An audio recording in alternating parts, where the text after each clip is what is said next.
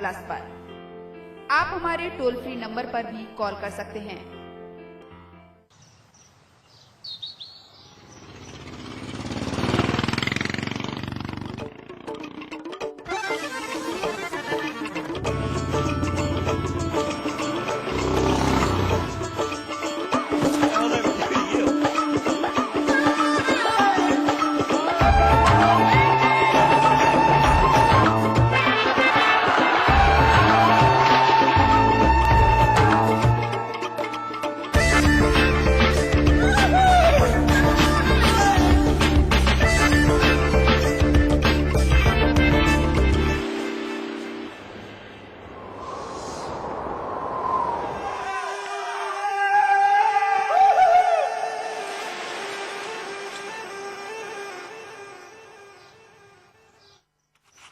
India,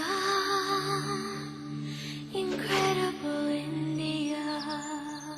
अगर आप बनाना चाहते हैं अपने सपनों का आशियाना, अगर आप फंस गए हैं कानूनी दाव पेंच में, अगर आप निवेश करना चाहते हैं किसी नई प्रॉपर्टी में, तो कॉल करें हमारे खास प्रोग्राम प्रॉपर्टी एक्सपर्ट में रविवार शाम 4 बजे सिर्फ समाचार प्लस पर। आप हमारे टोल फ्री नंबर पर भी कॉल कर सकते हैं।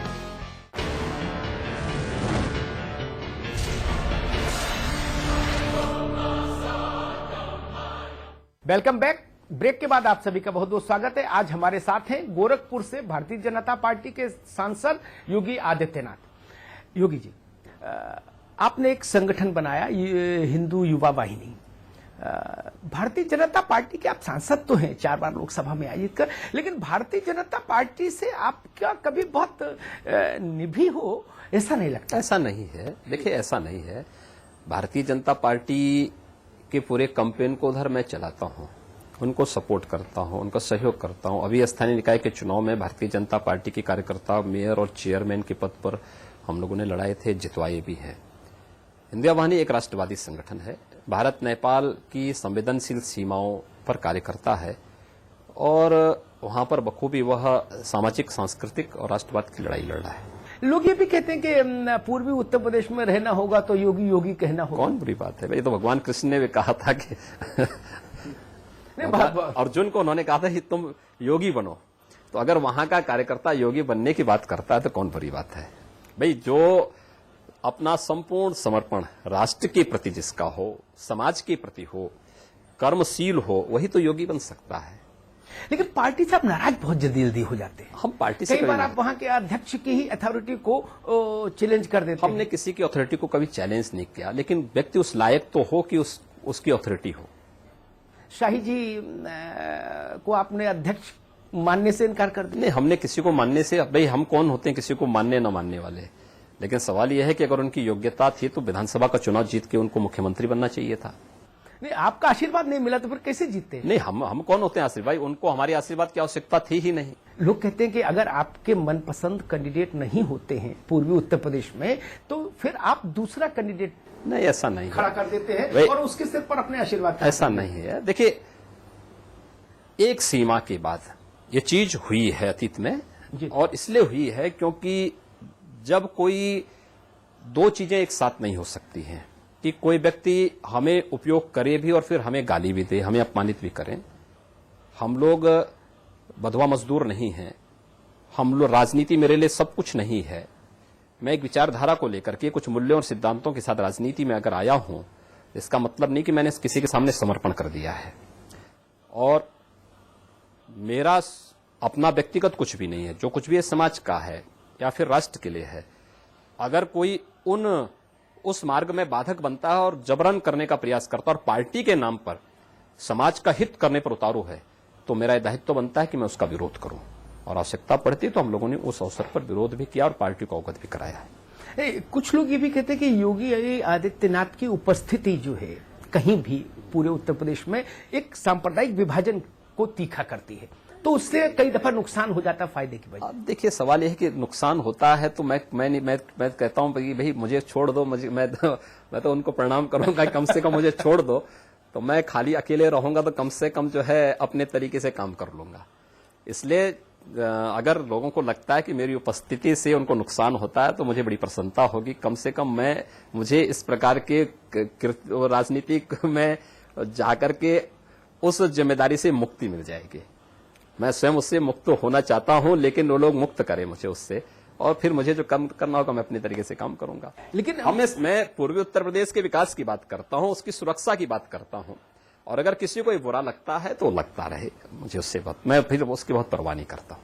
लेकिन लोग ये भी कहते हैं ना कि योगी आदित्यनाथ से असहमत हुआ जा सकता है, भाजपा के लोग कहते हैं, लेकिन उनकी अनदेखी नहीं की जा सकती। आपका जो नेटवर्किंग है पूर्वी उत्तर प्रदेश में वो इतनी डीप रूटेड है, इतने नीचे तक है, आरएसएस की तरह एक पूरा तमाम संगठन, उनकी बागडोर आपके हाथ में। देखिए हम लोगों ने वहां पे काम किया है।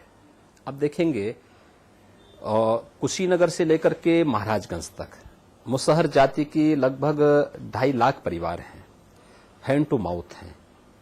उसकी लड़ाई हिंदू या वाहनी ने लड़ी।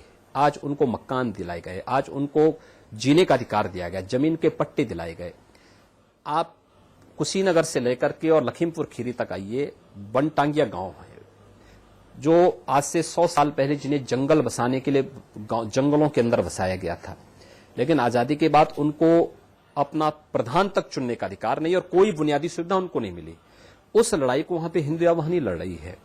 नेपाल से चाहे वह ये हिजबुल मुजाहिदीन का हो या फिर इंडियन मुजाहिदीन के हो या सीमी के हो, इनके आतंकवादियों की भारत विरोधी गतिविधियों को रोकने की बात कर हो, या फिर जाली तस्करी, जाली नोटों की तस्करी हो, या फिर गोला बारूद की तस्करी हो, इसके खिलाफ कोई एक अभियान वहां पे चला रही तो हिंदू या वाहनी चला रही है। तो स्वाभाविक रूप से जो काम करेगा पब्लिक का एक सहानुभूति और समर्थन उसके साथ होगा।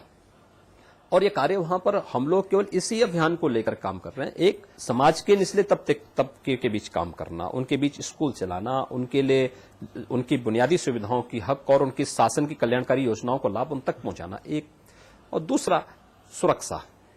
अन्याय के खिलाफ, अत्याचार के खिलाफ हम लोग वहां पे लड़ते हैं। अन्याय कोई विधर्मी करे, अन्याय अत्याचार कोई माफिया कोई गुंडा करे, उसके खिलाफ डट करके लड़ना। अगर इस लड़ाई को लड़ना अपराध है तो मुझे लगता है इस अपराध को हम बार बार करेंगे, और उस अपराध के लिए हम लोग, मुझे कभी कभी लगता है किसी अपराध के खिलाफ, इस प्रकार की दुष्प्रवृत्ति के खिलाफ जो समाज विरोधी हो, गांव गरीब किसान विरोधी हो, आम जन विरोधी हो, आम जन के जीने का अधिकार को जो छीनना चाहता है, हम उसके खिलाफ लड़ेंगे और डट के लड़ेंगे। आदित्यनाथ जी, हमसे बात करने के लिए बहुत बहुत शुक्रिया। धन्यवाद।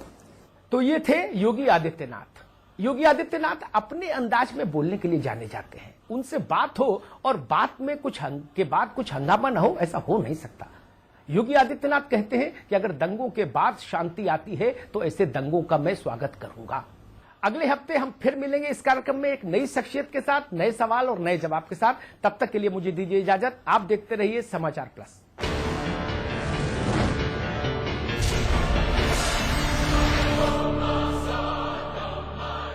एक परफेक्ट इंजीनियर बनने से पहले, स्टॉक मार्केट में अपनी जगह बनाने से पहले, सॉफ्टवेयर प्रोफेशनल बनने से पहले, एक मल्टीनेशनल ग्रुप का सीईओ बनने से पहले, मार्केट के उतार चढ़ाव को समझा, मैनेजमेंट के कॉन्सेप्ट्स को समझा, एक परफेक्ट स्टूडेंट बना। मैंने डिग्री हासिल की। I studied at quantum global campus, जिंदगी को दे नई दिशा। दिल को रखें चुस्त और दुरुस्त, ब्लड प्रेशर को रखें काबू। कैसे? देखिए आरोग्य में, रविवार दोपहर 12 बजे सिर्फ समाचार प्लस पर। आप हमारे टोल फ्री नंबर पर भी कॉल कर सकते हैं। स्टेट टीम का यंगेस्ट सेल्समैन हूँ बॉस, मजाक थोड़ी ना। तुम ना थोड़ी प्यास बढ़ाओ, थोड़ा पसीना बहाओ, थोड़ा डेडिकेशन दिखाओ, थोड़ी और प्यास बढ़ाओ। अरे कंचू की प्रैक्टिस काम में लाओ और जल्दी आउट हो जाओ तो रनर बन के मैच जिताओ। फिर जो प्यास लगेगी वो लिम्का से बुझेगी। प्यास बढ़ाओ, लिम्का।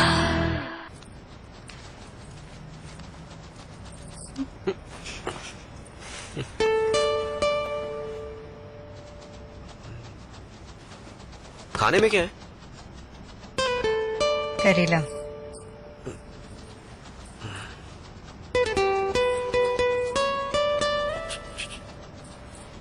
मीठे में क्या है? खाने के बाद मीठे में कुछ मीठा हो जाए।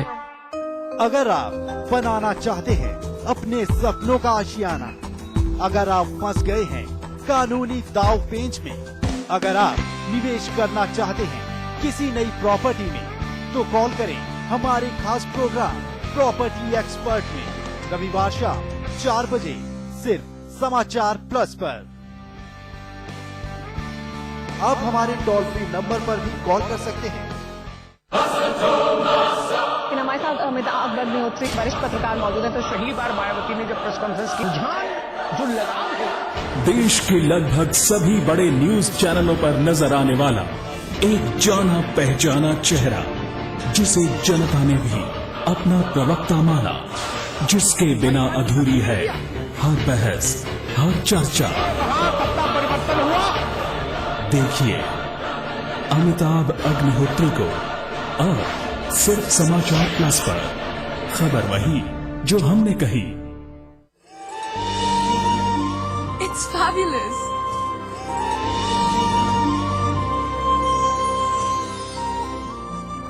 जीत की खुशी पाने के लिए बहुत पसीना बहाना पड़ता है। सारी जरूरतों को भूलकर लक्ष्य को आंखों में बसाना पड़ता है। पैंतरे समझकर मौके बुलाने पड़ते हैं। यहाँ खिलाड़ी नहीं, उनके सपने लड़ते हैं। खेल की दुनिया की हर खबर जानने के लिए देखिए स्पोर्ट्स प्लस रोजाना शाम 5:30 बजे और सुबह 9:30 बजे सिर्फ समाचार प्लस पर। सिल्वर स्क्रीन की दुनिया, सितारों की मस्ती, गॉसिप और तकरार। क्या कर रहे हैं आपके पसंदीदा स्टार? सिनेमा से जुड़ी हर खबर सिनेमा लाइव पर हर दोपहर 12:30 बजे सिर्फ समाचार प्लस पर।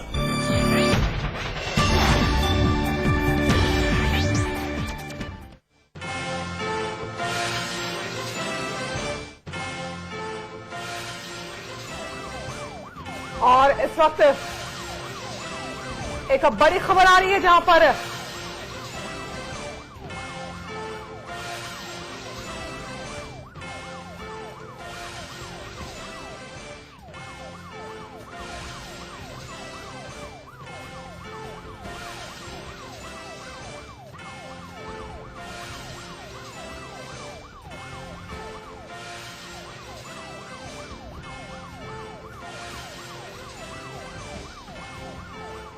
तो इस वक्त की बड़ी खबर आ रही है। बता दें, सांसद योगी आदित्यनाथ का बयान आया है, दंगों से शांति हो तो दंगे स्वीकार है। समाचार प्लस के खास प्रोग्राम चक्रव्यूह में बयान दिया है योगी आदित्यनाथ ने, और दंगों से विकास और शांति हो तो दंगे स्वीकार है, ये कहना है उनका। गुजरात का उदाहरण देकर दंगों का उन्होंने समर्थन किया है।